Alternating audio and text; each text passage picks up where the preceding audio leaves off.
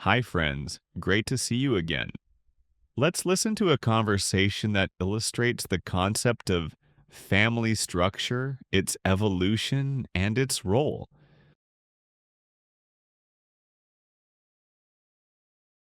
Hi, Daniel. I've been reading an article about how family structures are changing globally, and I found it fascinating. It made me realize that our understanding of family has evolved drastically over the past few decades. Indeed, Sophia, the concept of family structure is far more dynamic now than it was in the past. If we start with definitions, traditionally there were several types of families: the extended family, step family, nuclear family, and one parent family, each having distinct characteristics and social implications. Exactly. An extended family, for instance, refers to a household that includes not only the nuclear unit, parents and children, but also other relatives like grandparents, aunts, uncles, and cousins. It's a system that thrives particularly in collectivist societies, where interdependence and shared responsibilities are deeply valued. That's right. On the other hand, a nuclear family is a more compact unit, just parents and their dependent children. It's often considered the cornerstone of modern industrial societies because it aligns with mobility and economic independence. However, it can sometimes lead to isolation from wider kinship support.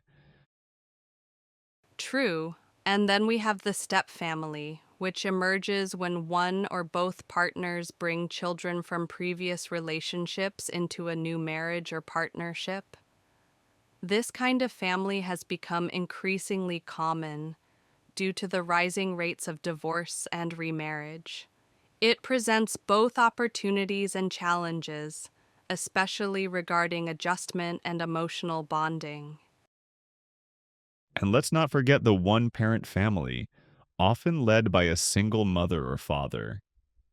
This structure is becoming more prevalent globally, partly due to evolving social norms, divorce, and even personal choice. Single parents today often balance multiple roles, being both the breadwinner and the nurturer, which can be incredibly demanding, but also empowering. Absolutely. What's interesting is how these structures have transformed over time. In traditional societies, the extended family was the dominant model. It wasn't just a social unit, but also an economic and emotional support system. Everyone had a defined role.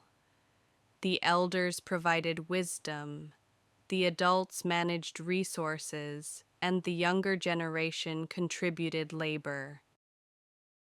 Yes, and industrialization brought a massive shift. As people moved to urban areas for employment, the nuclear family became more practical. Smaller households suited the fast paced lifestyle of cities. Moreover, the rise of individualism encouraged personal freedom and self sufficiency, often at the expense of collective family living. Exactly. The modern world values autonomy and mobility, which are sometimes incompatible with large family systems. However, this shift has also created new challenges. For example, the erosion of intergenerational support. In the past, grandparents played a crucial role in child rearing, but now, many families rely on daycare centers instead. That's an excellent point. The transformation in family structure has been closely linked with broader societal changes: globalization, gender equality, and technology. For instance, as more women entered the workforce, traditional gender roles within families began to blur, Men are now increasingly participating in childcare and household tasks, creating a more balanced dynamic. Indeed, the evolution from traditional to modern family structures also mirrors changes in cultural values. Marriage is no longer viewed as a lifelong obligation in many societies. Instead, it's based on personal happiness and mutual compatibility. Consequently, non-traditional families like such as cohabiting couples or single-parent households have gained social acceptance. And technology has played a crucial role in this transition.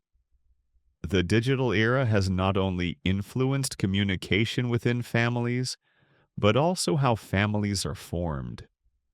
Online platforms, long distance relationships, and even digital parenting tools have redefined what it means to be connected as a family. That's so true. Now, if we consider the essential role of family structure, I believe it serves as the foundation of emotional stability and social development. Regardless of the type, families are the primary agents of socialization. They shape our values, ethics, and identity from an early age. Precisely. A stable family structure contributes to psychological well being, especially for children. Studies consistently show that nurturing family environment, whether it's a nuclear, extended, or one parent family, fosters resilience, empathy, and social competence. Conversely, instability or neglect can have long lasting effects on emotional development. I agree. Moreover, the family structure influences educational outcomes and social behavior. For example, children from supportive families tend to perform better academically and exhibit stronger interpersonal skills. It's not about the type of family, but about the quality of relationships and communication within it. Well said. The family also functions as an economic unit, pooling resources, managing finances, and ensuring security. In developing countries, extended families still serve as informal welfare systems, especially in the absence of robust social security networks. In contrast, in industrialized societies, the nuclear model often relies on state institutions for support. Yes, and this brings us to an intriguing question. What is the future of family structure? Given the pace of technological and cultural change, I think families will become even more diverse. We're already seeing the rise of chosen families, where individuals form close-knit communities outside of traditional kinship ties. I completely agree. The future will likely emphasize flexibility and emotional connection over legal or biological bonds. That's a progressive view. Additionally, as remote work becomes more widespread, we might witness a revival of intergenerational living.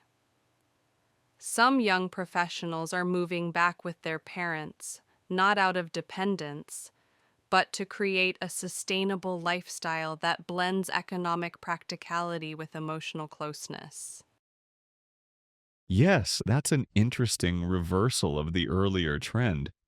The pandemic actually accelerated this. Families rediscovered the value of togetherness. It demonstrated that emotional bonds can be a source of strength in uncertain times.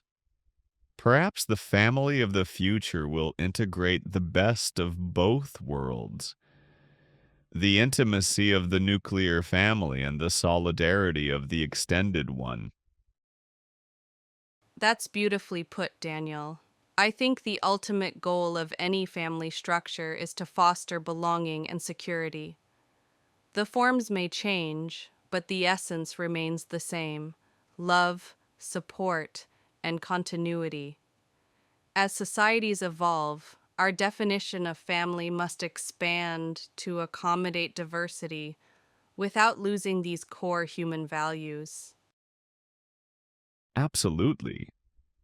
Whether we live in extended households, blended families, or single parent homes, what truly matters is emotional harmony and shared purpose. Family structure is not static. It's an ever evolving social organism that adapts to human needs and cultural transformation. Well said. The family in all its forms will continue to be the cornerstone of society. Its structure may transform, but its role in nurturing individuals and preserving social cohesion will remain indispensable. In the end, family isn't just about blood relations, it's about connection, responsibility, and care. And no matter how modern or digital our world becomes, those values will always define the essence of humanity. Here are a few vocabulary words and terms that appeared in the discussion.